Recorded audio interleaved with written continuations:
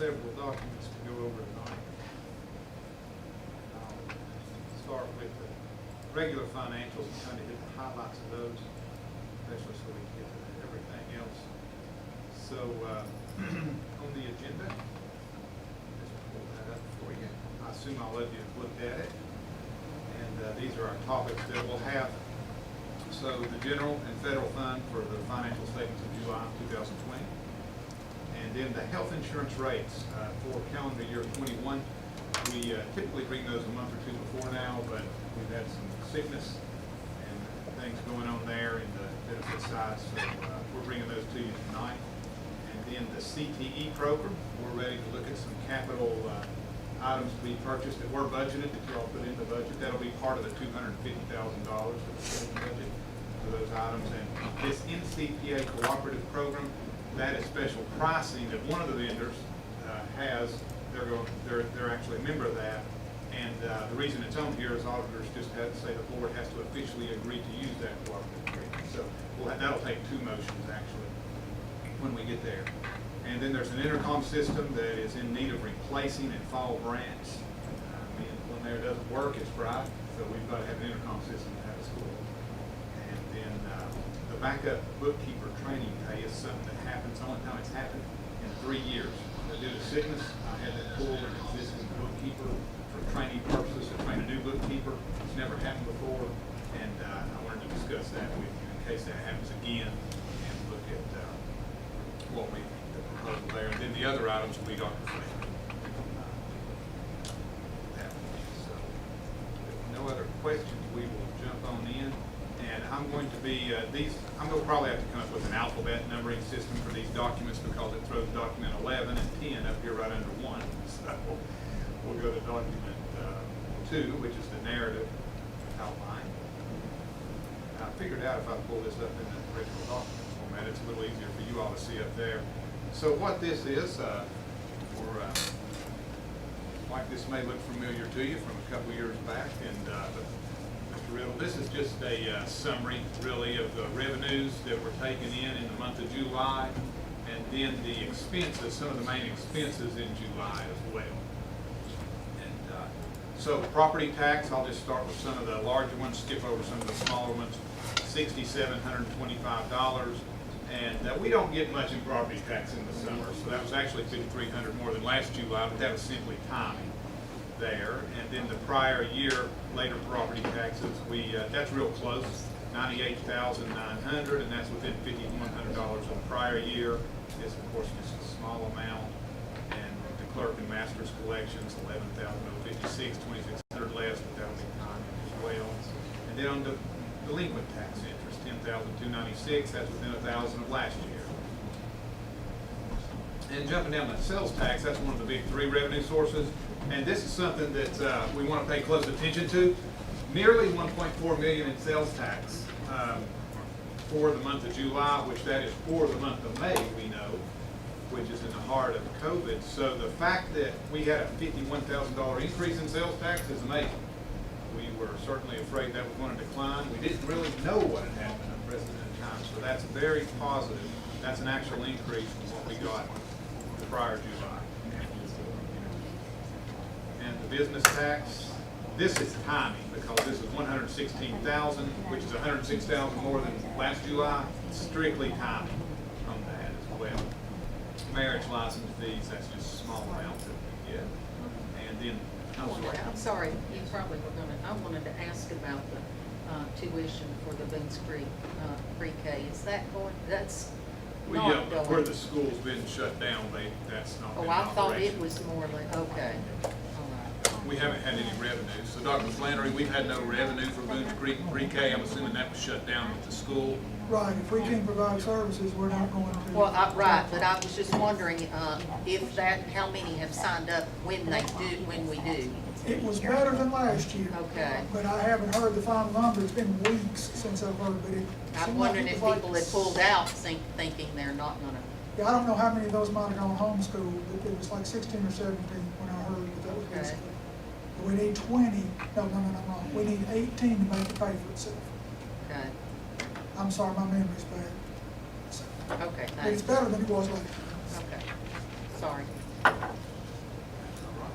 Our community service fees, that's our SACC after school program. Of course, it's been shut down too. But last year in July, we had $52,000 received there, but we're down to $21,795. So that's been either scaled back significantly, obviously there from the effects of COVID. And then interest earned on deposits, $96.25. This is going to be some timing, but there was a change in calculation the way that was done from last year.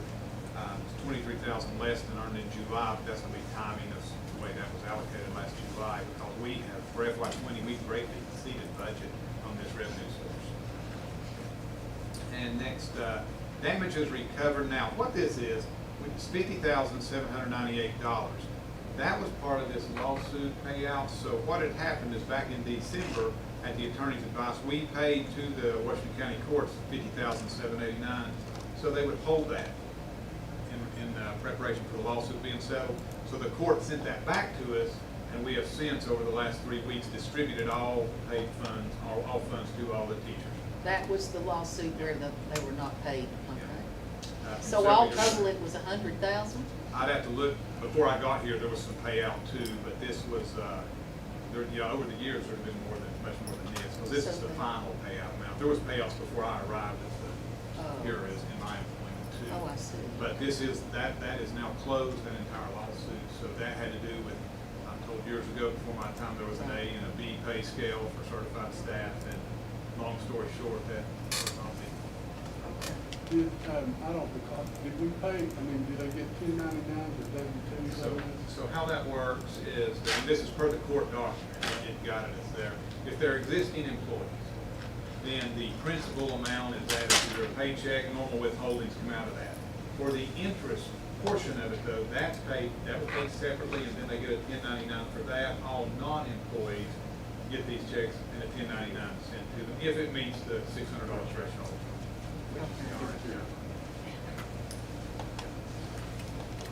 Okay, and next we did get a $2,500 donation. Coordinated School Health donated from the United Way. If I remember correctly, that's going to go to technology to support Coordinated School Health. If I remember that correctly. This is always something small. It's like school tags. We get a few dollars here. It's usually around $100 a month. So 1146 was received. And now we've received about 12,900 more last year, but that's because we had rental facility fees for our sports complex, which is not going on due to COVID. Bus advertising, we normally don't get in July or August anyway, but that's been something that has, when school shut down in March, that kind of went down. No BEP payment. This is normally around $3.6 million, but May and July are the 2 months we do not get BEP payments. And others, this was a civics mini grant, $83.49. That was the result of some work by Tijuana McKinney, our grants coordinator. That had some to do with the high schools. It was distributed out. Hey, going back to bus advertising? Yes. We're still running buses like to deliver stuff and meals and all that. Didn't we have some discussion earlier about continuing those advertising revenue dollars back to the county? Yes, the board has allowed us to put those advertisers on the website. Correct. I got the final, I don't know if you call it a draft, mock-up of the advertising from Atlanta Today. Carol Burton said it looked fine. We'll probably start that tomorrow morning. And so Brad, will you just book that back into the same account that it would be in? Sure, it'd be the same company that would be giving us that revenue. So if we receive checks, then that's the revenue line it would go into, 44992. Mr. Meredith, Sir. the advertising company has asked if we would allow them to continue to put those ads on the website even after the buses start rolling. Said it could easily double the amount of ad revenue. I told him I didn't think the board was real high on that idea, just judging from the feeling I got from you when you approved it the first time. Well, I think that had to do with how it was actually displayed on the website. If it's jumping up and it's in your face all the time, that was a problem. If it's something that's somewhat off to the side, that would be for the whole board. We'll talk at a future meeting about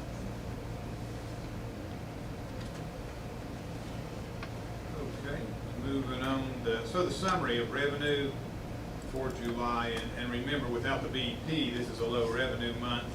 May and July is always low. So revenue, $1,759,000 and some change.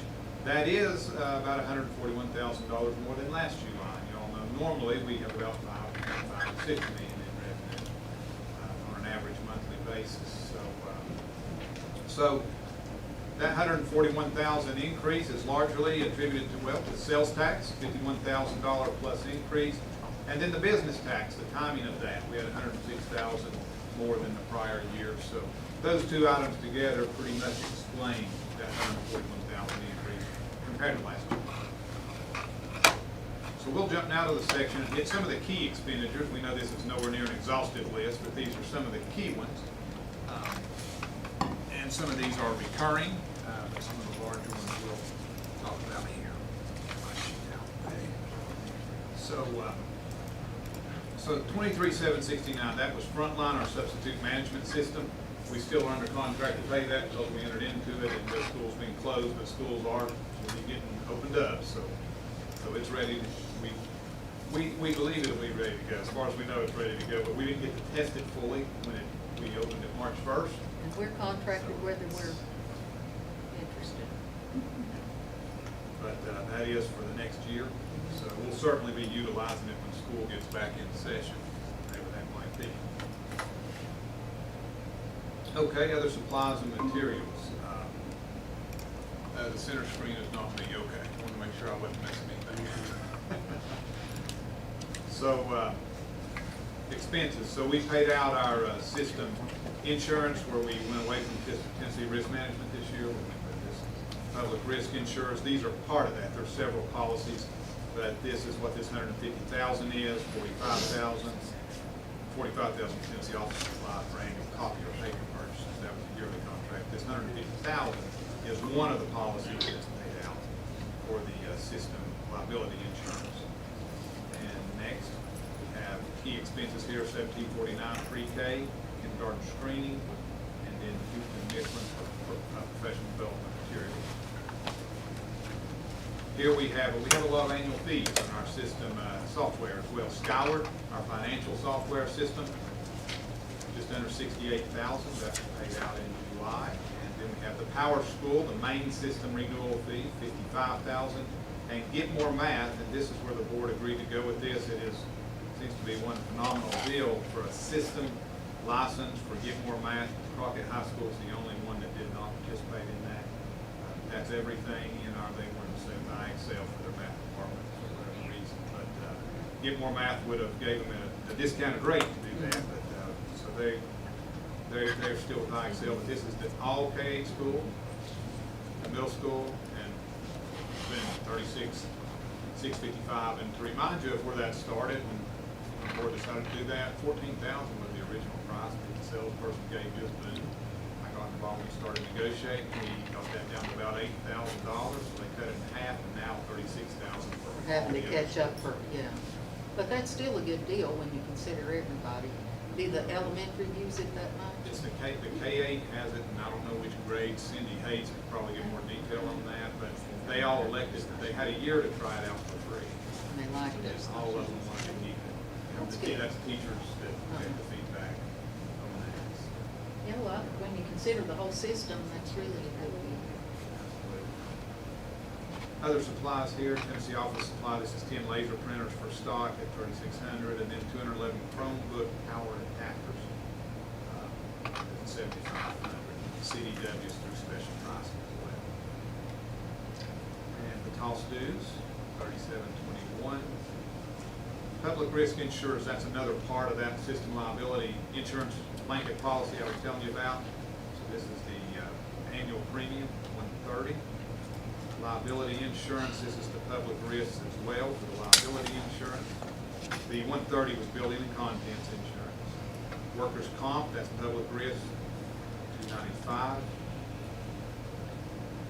And then $20,000, this is where we give partial reimbursements to the schools up front for the year for phone reimbursement. The next is for partial reimbursement for copier paper expenses. $34,000, that goes out to all schools. Hey Brad, on the public risk insurers, the $150,000 that you put in the other supplies and materials, 711,499, is that just for the student accident side of it? Well, you say on here, cybersecurity, umbrella, and student accidents. So it's three components of it. So We've already put in cybersecurity, supplies and materials. there was a reason, and I forget the reason, Paul. Do you happen to remember that? Because me and you had a conversation about that. It's just that it's always been done that way. There was, so even on Tennessee risk management, there was a component of that policy that went under that line. And it's probably been like that for decades, so we left that component that matched this policy in the same line. Okay, all right, just curious. Certainly, it's nothing would prevent us from moving it, but that's why we did that, because I remember talking to Paul and saying, what are we doing here? So, yes. Now, these other ones have always went, when you see the other, like building contents, Mitch, that's Yeah. always went Right. under building contents. That's Same here. Yeah. Workers' comp. Okay, and a few things here, this gets into the maintenance section, pest control, grease pat, trap services, and then for the CHEMOC for the chiller monitor. 36 inch walk behind mower was $41.75 for our ground crew. And then the boiler insurance, that's another component of that system liability, it's $20,684. And then in other supplies for maintenance, the $499 line item, you can see the electrical, plumbing, general maintenance supply, and then Tennessee office supply, 10 dry erase boards for stock. Administrative equipment, so we have the Raptor, that's the annual renewal for the Raptor technology system that screens all visitors into our system. And then Thompson Linton fees for the David Clark High School dishwasher replacement project. So that's going to be around a $120,000 project, but that's grant funded. So that's evidently a major dishwasher down at Crockett to be $120,000. I'm not seeing it, but quite a dishwasher from what I hear. Vehicle insurance, so that's another component of that public risk system insurance, $169,000 for the system. And then we get to our sum. So just under $2 million in expenses for the month of July. Last July it was $2.6 million. The reason for the reduction is the reduction in our system liability insurance. When we went with public risk, there was a significant cost savings. So that $693,000 is made up mostly of those three items you see there. The system insurance, reduction of the building and contents part, $283,000 reduction. Liability insurance system is $89,000, and then workers' compensation reduction of $182,000. So cost-wise, certainly is much less. We'll be evaluating the performance of this insurance to see how it matches up in comparison to Tennessee risk as we go forward. But from a cost perspective, that's your savings there. And that would be clear savings. Hey Brad, could I call you just a minute? I didn't know you was here, Chad. I just heard your voice. Yes. On there late, but there was a workman comp claim that, that we were having trouble with, and has that been resolved? I'll have Is that to, going much detail? yeah, I'll have to defer that to Dr. Flannery. I've not Say been. again, The workers' comp claim that was denied, the first claim that we had. still denied. And it's still denied? Yep. Okay, I've been told that's still denied, Chad. Okay, is that still ongoing, the process ongoing I to think see? the appeal process has been exhausted and it's no longer an ongoing. We're told they've just said flat no more appeals. And that was a bad taste with the first claim. But well, I'll let the director speak to that. I shouldn't speak probably. My information is, can you hear me, Mr. Flainer? Yes, sir. Art. My information is that after the appeals process was exhausted, it was settled, and they will not pay the claim.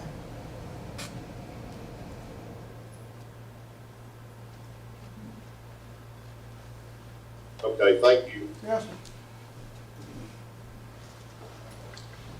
Okay, so that concludes the summary of revenue and expenses for the general fund. If no more questions, we'll jump ahead to the next document. I did have a question we discussed last month. What about the bat situation? Are we, We've reopened the gym. Apparently, the last guy knew what he was doing. We're bat free. wow, so it's okay. I don't even want to say how much money that cost. It's done. Okay, so the gym's back open when the kids come. As soon as kids get back, and maybe the faculty's using it, I don't know. As soon as kids get back, they're welcome in the gym. Okay, good. And I guess volleyball team's using it. Okay. Volleyball team using it? Okay, so we'll go ahead, still in the general fund, we'll go ahead to the next document that we look at. And this is just the grid for sales tax, and I'm going to see if we can blow this up. This is about a 20-year documentation of sales tax. That's one of our big three revenue sources. So here is, and we went over this, 1,395,000, which is 51,000 more than July of last year. So this is just restating what we've already went over, but this is the actual charting. That certainly is the highest July we've ever had. You can see going back over all the years. So as we move forward, we'll be tracking how much ahead or not ahead we are year to date as we go through these months. This number tells us where we are. The budget was $15,683,000, which was the same as last year's budget for the county. We did end up coming in at over $16 million. So hopefully that repeats itself. If it grows some, then that's going to help us out as we go through the year, especially with the funding cuts we've had from the state due to COVID. So that's just one of the areas that I will hope that continues, and we'll be watching closely. So to the next one, the payables report for the general fund. I won't go over all these, of course. Typically, you've seen, and a lot of these items you've seen, like the key risk. I mean, all those that we've mentioned are going to be on these 6 pages. July is a lower month for the payables report. 1.4 million, though, was the dollar amount due to all the system insurance payouts. But this has been up there, so did anybody have any questions on the payables report from looking at this before you came in? We've tried to identify the main ones. We came out ahead, I'll tell you, on the bill I just got from Attorney Bennett, $4,500 each month. With all the work he did, he had 2 pages of stuff on this invoice we're paying out this month, so we got the better end of the deal there. He probably lost money. Did he? Yes, he did. Yes. So, and there's our front line we mentioned. But if there's no questions on the payables report, then I'll go ahead and move for approval of, or ask you to move. I won't move. I'll ask you to move for approval of the Fair general motion to fund. accept the general fund for July 2020. So moved. Second. No, second. Thanks. All in favor, say aye. Aye. All opposed? And with federal fund, the payables report's very small. That's all there is on the payables report for the federal fund in July. Those 3 items. And so the Houston Mifflin, that's CARES Act webinar fees that Dr. Keyes headed. And then CDW government, this is computer scanners, and that was paid for by Title I. So, Mr. Riddle, just an update on federal funds. They're fully reimbursed, so it's a little different than our general fund. As long as we follow the grant guidelines, we're reimbursed 100% for all this, so it's budget neutral. But we certainly have expense reports that have been out there that you all have been free to look at, but again, all those are fully reimbursed. So, if there's no questions on federal projects, then it's pretty simple this month. We'll ask for approval.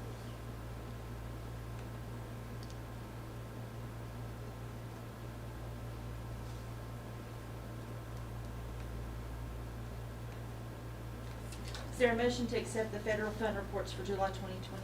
So moved. Second. Second. All in favor, say aye. All opposed, like sign. Motion passes. if you all do review the expense reports for federal fund, I've got it pulled up. Each grant is detailed here, like this is the consolidated admin grant, project code 010, title 1, that's a big one, number 100, I'll stop, I won't go through them, but that's how they're broken down. Each page will be a separate grant and all of those that make up federal projects. Typically, in a year's time, it's about $5 million in budgeted funds, compared to around 70+ million for the general fund. Certainly helps out tremendously. Okay, so being through those, we'll go to the health insurance rates next. And we had roughly a 2% increase in health insurance rates. Yes, they at first told us to prepare for 5. So the positive thing, budget-wise, is we prepared for 5% because when we did the budget, that's what we were told to do. They came in at 2, so that's going to help us out by about $200,000. But we have to remember we had about $660,000 taken away from our revenue by the state after we did our budget too. So that'll help make So up at this least is a gonna third help of that. make that, Yeah. oh, okay. It'll help up with a third of that. So what I'm going to show you here is this is the current rates that have been in effect for the last really 2 years. They didn't increase last year. The methodology the board has always used, well, I shouldn't say always, as far back as me or I think Paul knows, is I'm assuming it's been done the same way, is they take this, these are all state plans, but they take this particular plan, and whatever it costs in full for the year, that's what the board pays at 100% and applies that same rate to all the other plans with what the board pays. The difference the employees pay out over a 10-month premium, not 12. There's 2 months a year, July and August, where no premiums are deducted from the employee's paycheck, even though we still have to pay it. We just deduct the full year's amount over 10 checks. So if in fact you keep this same methodology, the new rates are on page 1. So you can see 5472, for example, for this employee plan under CDHP goes to 5580. That's right at a 2% increase. And so if you apply the same methodology across, and you apply these same amounts, which is what the board pays to each plan as it's been done for many years, this would be your new rates on here. So, for example, the per month cost for the employee that's on this partnership plan, $210 a month. It was $205.20 here. So $4.80 increase in premium a month. So it's very minimal. But we can certainly compare these, and this just states 2% increase from the 2019 and 2020 calendar year is what this represents. This will not take effect until January. So these run calendar year, not fiscal year. Brad, do you have a feel for how the employee base is split between these different plans? I do. This limited plan is going to be roughly 60–65% of all employees are on this limited Oh, plan. okay. Yeah. Very small amounts here under this CDHP because it's higher deductible. Yeah. And when I say small amount, I mean like 30 or 40 employees maybe here. Roughly, there's about 800 employees that take part in our health insurance plan. And about 60–65% of them are right here under the limited plan. And then the teachers is a different plan, is that correct? No, this is everybody. This does include everybody, This is okay. everybody. Yep. All right, so what we're doing, I guess you said most of them were under the limited? That's correct. Okay, so I was just kind of curious. So the employees are contributed about 15%, at least that's what it was with employees for sure. 15% of the total cost. That's about right. Okay. And do they still have that window in October where they can switch if they want to go, or is that something that they were supposed to do before school? There is a window, that sounds right. Okay. It's in October I sometime. think it is in October every year, and they can change it. Okay. Yeah. So, for example, Mitch, the limited, single, individual, 9960, where they were paying 9720. So it's the board's been generous over the years with that. It's a very it's one of the main benefits we have actually when we attract new employees, because this is a state insurance plan. The coverage is extremely good. I came from healthcare, as you all know, and this plan beats the plan we had at Wellmont when I was there, hands down, with the coverage with what we had there. That's good. So need to approve that, or is that just? The board does need to approve this, so we need to have a motion to take this to the full board tonight. So I need a motion to send this to the full board, please. So moved. Second. All in favor say aye. Aye. All opposed? Motion passes. Great. We'll go now to the CTE program capital equipment that we have to repurchase. Let me get rid of a few tabs here. Okay, so what we have here, and this is 3 documents, and so these are 3 capital pieces of equipment. Budgeted funds are available as part of the $250,000 that the board put in the budget this year to upgrade the CTE program. This is the first one, Consul Lab. And I've asked Crystal Fink to be here in case there's any detailed questions that are not included in these documents here. So this letter is just advising that this vendor is the sole authorized distributor. The reason that's important is we're not required to bid this out. We're not required to bid this out and go through that process since it's a sole source vendor. And the funds are already available, so it's simply the board approving. This is a $50,000 total capital piece. It's several pieces that goes up to make this system. This is the detail of the system, and I guess this is a double. So this is a disc and drum brakes. This is auto mechanics.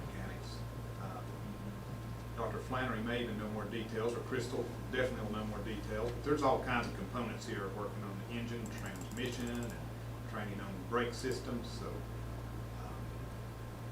and this one is not part of that co-op agreement, so the board would need to just approve this individually as a sole. And basically, since it's over $10,000, you have to approve it, that you're given permission to go. Now, Mr. Riddle, if this was not a sole source vendor, we would have to send this out for bids and go through that process. But since it's a sole source vendor, we're not obligated to send that through the bid So process. what is the sole source? Only the place we can get Gotcha. from this company, Okay. this exact piece of equipment. Would you scroll back up, Ray? Yes.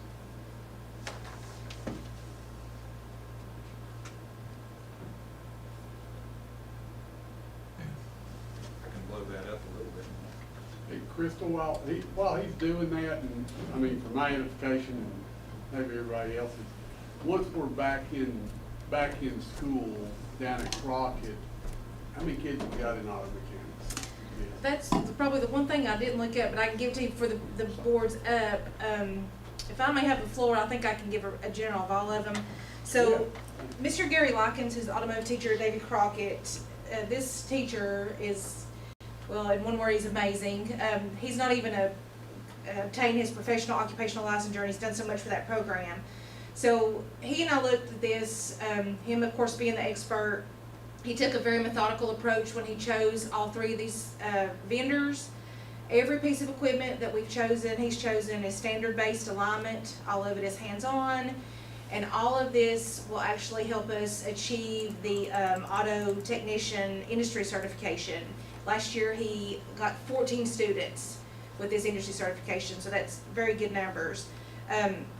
The Consul Lab, the one that he had pulled up first, this is the exact equipment that TCAT uses. TCAT is a certification alignment with our program, so students can finish our program, go straight to TCAT, and they're already used to the equipment. Our students are far well advanced in the program because if this is the equipment that we use, that's what TCAT uses.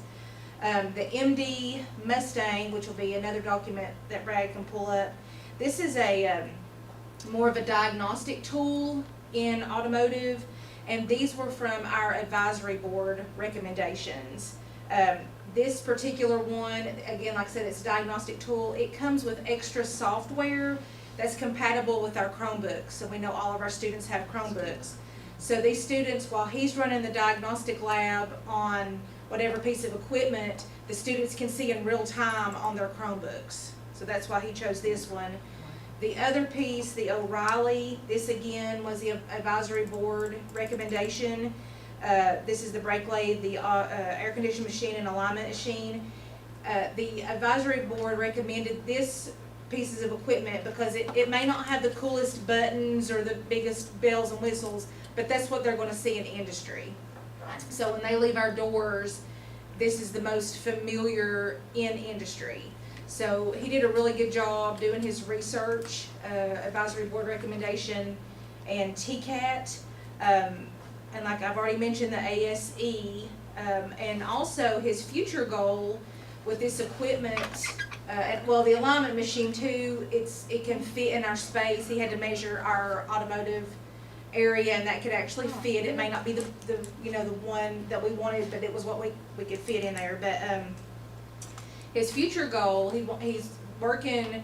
He's got a gentleman coming in hopefully tomorrow to look at his space, and we're wanting to make a work-based learning lab inside his automotive shop where we can work on, that students can work on staff changing tires or changing oil, or we can maybe work with our county vehicles if they have, need some help. Our students can actually do hands-on in classroom work-based learning. So all of this equipment will be implemented in his future goals.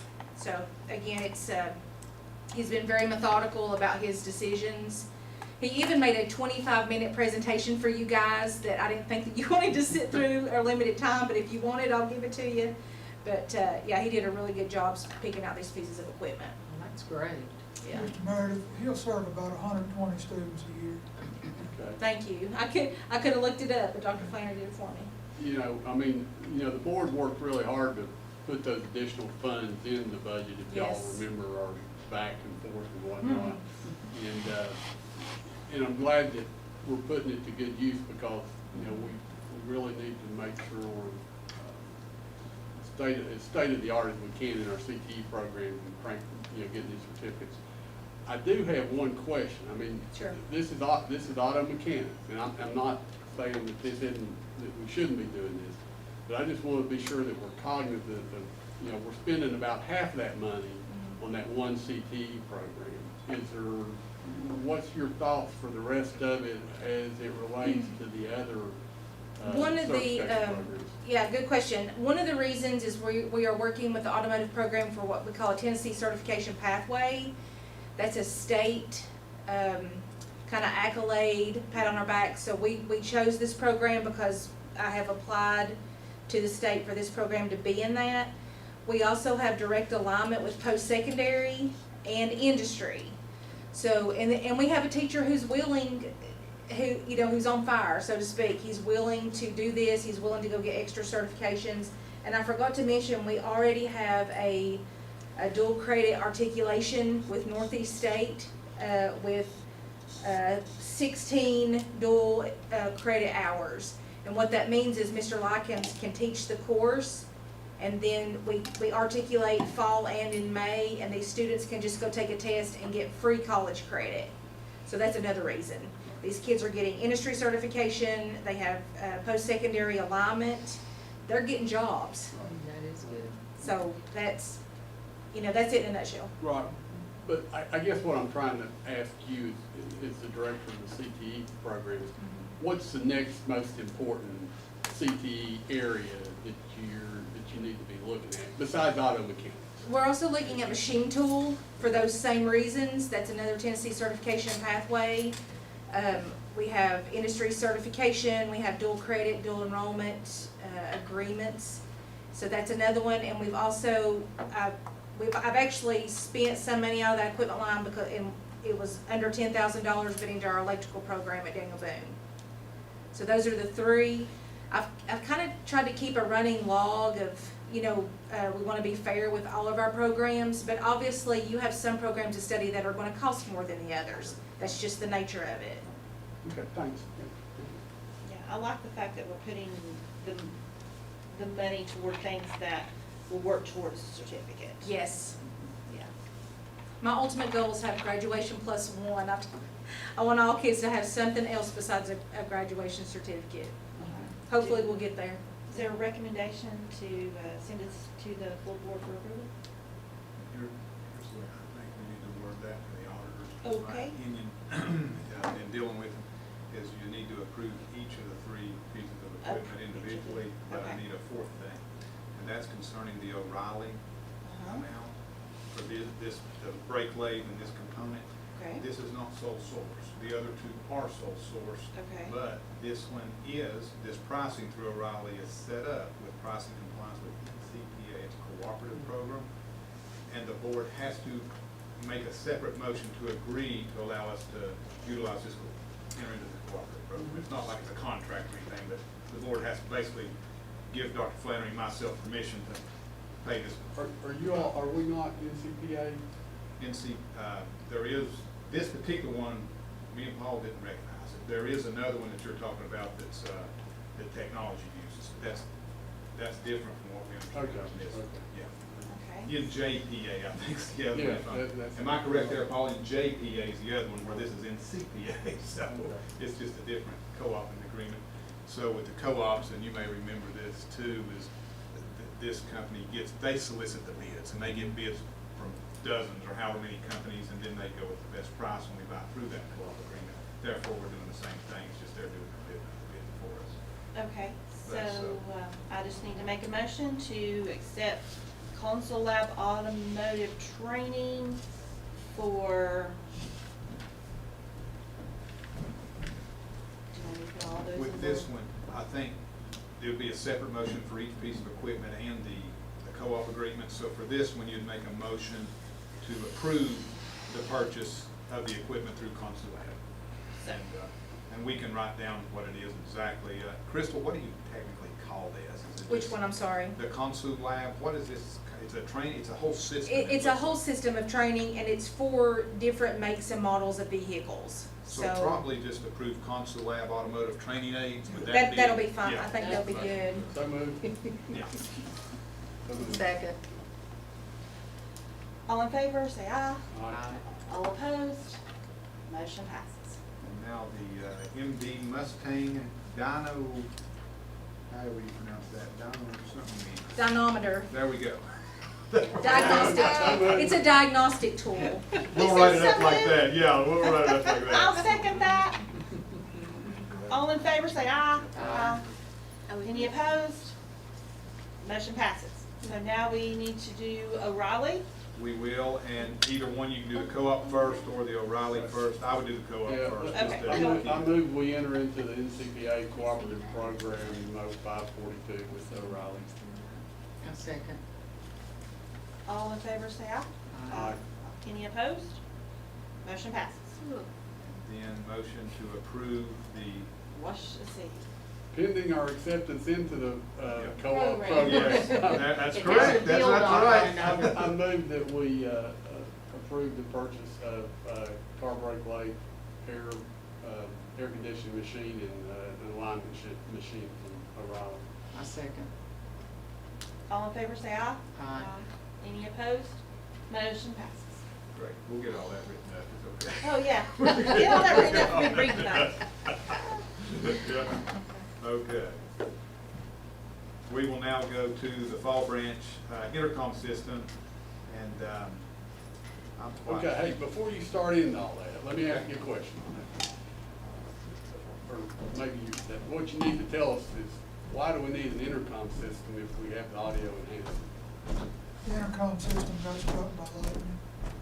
Audio enhancement works in one classroom, intercom system works in the whole building. Well, I know, but I thought with the audio enhancements, you could talk across the whole school. I mean, you could talk, you can't do that. Audio talk in the enhancement classroom. works in one classroom and that's it, it won't go outside the classroom. Okay, well, maybe that was an option. Okay, never mind. But my knowledge, I think we're required to have intercoms. Oh, yeah, I mean, I thought that our audio and the audio enhancements tied back into the principal's office, and that, you know, they could communicate across the school. So- Sure. I think it's just on the net, on that, whatever it is the teacher wears. Correct. Yeah. But you're talking about needing something out in the hallways and. The whole building. Yeah, okay, all right, gotcha. So what we have is three vendors here, and this vendor that is the lowest price is under the $10,000 threshold. The other two are not, but I still wanted to bring this. I told Curtis we still needed to bring this to the board since it's right at the 10,000 threshold, and to approve this. And this one's $99.85, so it's just under the threshold. And this is through Gollier. And of course, Vince is Curtis's employee that got these written up. This other one, so Budding Systems Technology, it's $10,278. And then this one's quite high, CS Corporation, about $18,900. So the request would be, even though this is just below that 10,000 threshold, it's proven, I think, to bring it here. So the request is a motion for approval to go with the Gollier intercom system to be replaced at Fall Branch. This would come out of the regular budgeted funds for items just like this that we have in contingency in the budget, so no need for a budget amendment. All right, does anyone have a motion? So moved. All in favor, say aye. Aye. Any opposed? Motion carries. All right, the last item I'll talk about is backup bookkeeper training pay. So I ran into this situation due to an illness with the, at the time, current system lead bookkeeper. So the lead bookkeeper that the board approved for me to have about 3 years ago, and bring the bookkeepers under the financial oversight, at least for the bookkeeping component of their job. This allowed me to establish training and really get help for the bookkeepers. They're not out there on their own. But what happened is I had a gap. I didn't have my lead bookkeeper available for a few weeks. We had a new bookkeeper come in. So what I had to do is pull one of my senior bookkeepers.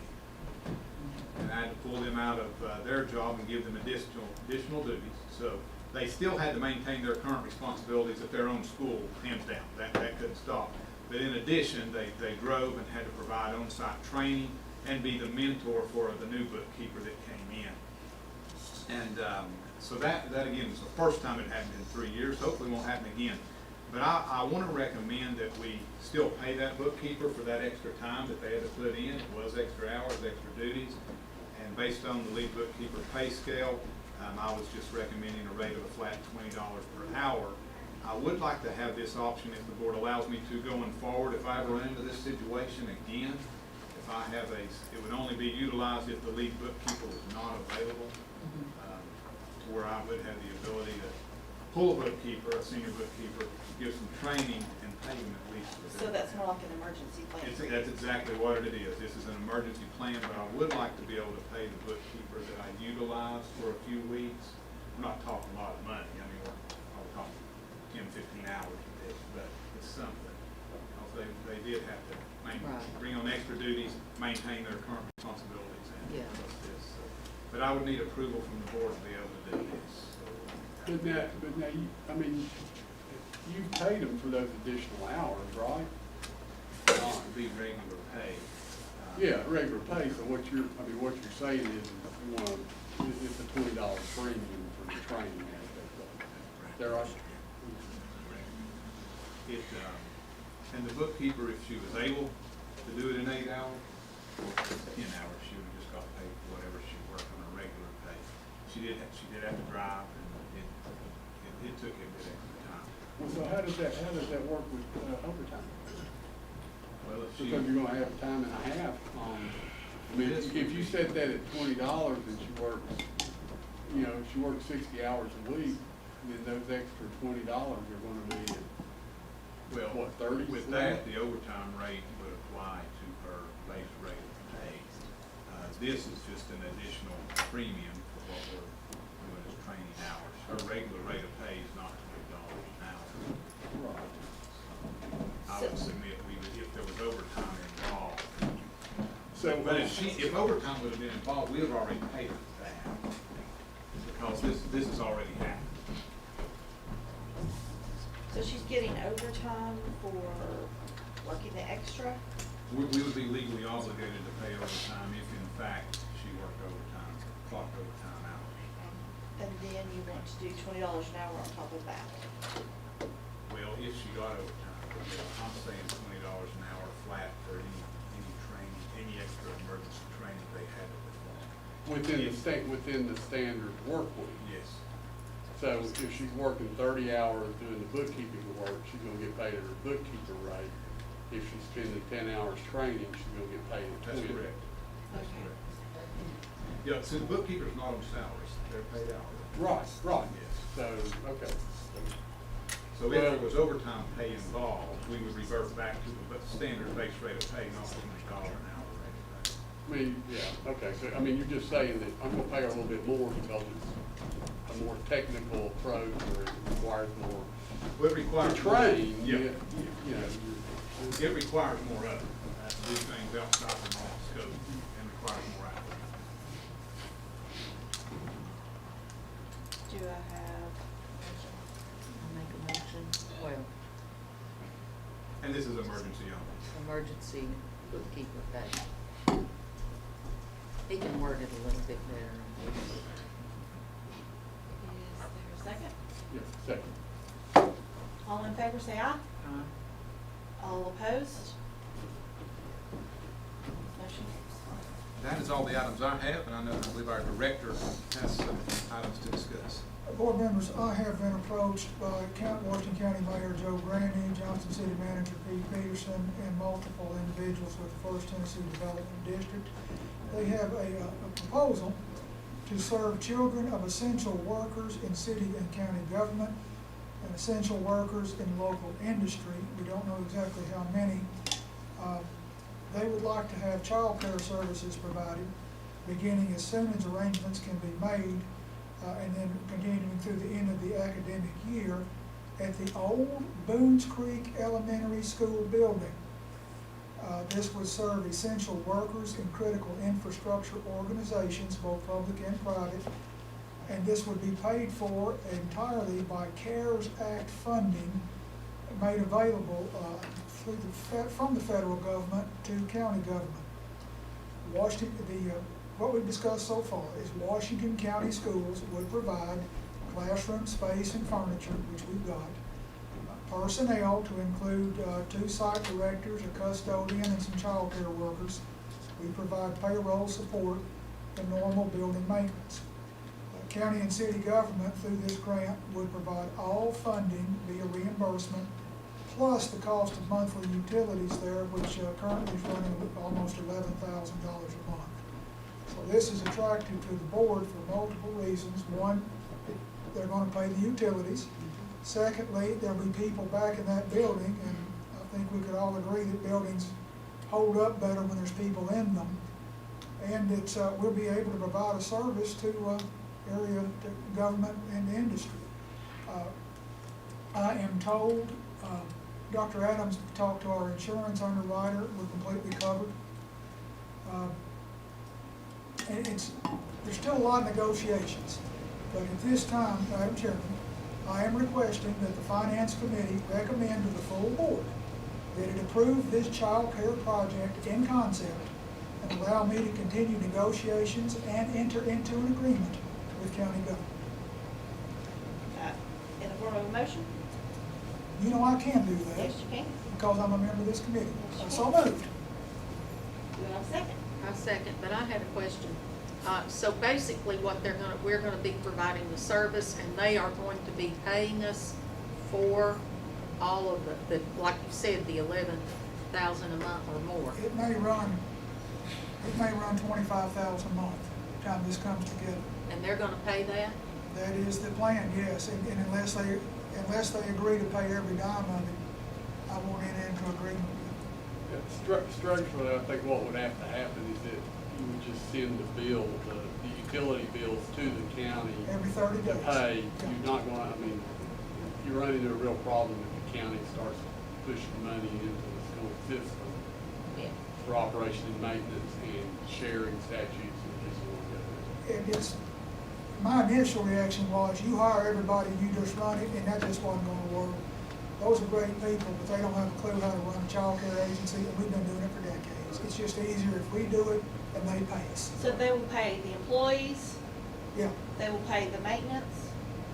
Is that what you said? well, we'll do the normal maintenance. Right, Like we would ordinarily do, but they'll pay the custodian, the site directors, the employees, and they'll pick up the cost of utilities. So the employees would not have to be licensed teachers, they could be, okay, Be great if they were. right, well, there may be some. Maybe. Salary, But we'd have to hire some additional people. Mr. Patrick tells me the difficulty will be actually identifying custodians to hire. They're not out there. So the whole thing, that may be the most difficult part of the process, is finding custodians. We can't add on to the addition to the contract that the board currently has without renegotiating the whole thing. So it's kind of a, be separate. this isn't complete yet. There's a lot of talking yet to do. I'd just like the board's approval in concept. All right, I have a motion and a second. All in favor, say aye. Any opposed? That's all I have. Motion passes. When I write this up in a minute, is this appropriate? The motion is to approve for the Washington County Department of Education to enter into an agreement with county government. Help me out. Into a. Mitch, the money flows through county government exclusively. I believe the mayor said that they would serve, or you would serve as the fiscal agent, am I right? That's how I kind of understood it, and I haven't had any in-depth conversation with them about that, but it sounds to me like you're going to use some CARES money Yeah. to fund this, so it would be, you know, obligations of the county. So, okay, the county government would be sufficient then, Okay, so enter into an agreement with county government to enter into a child care agency agreement at the old Boones Creek Elementary School. that captures it, yes. Okay. So that's all Dr. Flannery has, that's all Brad has, is anybody else?